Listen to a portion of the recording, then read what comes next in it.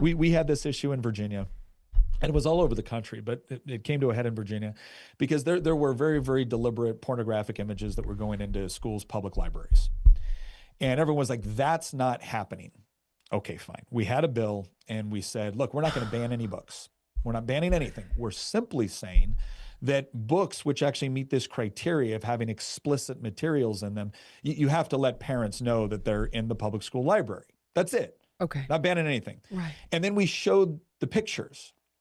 And it was pictures from graphic novels of, small girls being raped by older men. Oh my gosh. It was teachers being, shot with, rifles and things of that nature.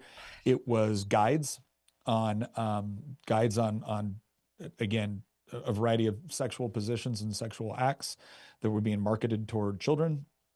It was the sort of material that if a random adult walked up to your child on the sidewalk in a public space and handed it to them, they'd be arrested. Okay. But as long as it was in a public school library, it was acceptable. And so we showed all these pictures. We said, look, every book that we are giving you right now, Delegate Tim Anderson, when he was still in the legislature, he goes, everything I'm about to show you is either in or has been in a public school system within Virginia. So we're not going far afield to try to find some. This is here. Okay. And I remember one of my Democrat colleagues who was a pastor said, Nick, what Tim Anderson did on the floor of the House of Delegates was unacceptable. Oh my gosh.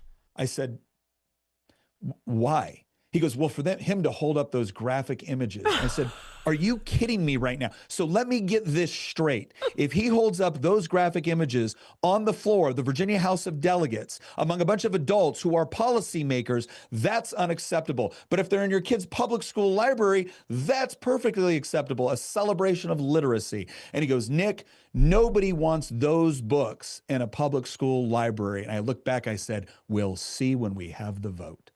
Not one Democrat voted to give parental notification that those books were in the public school library.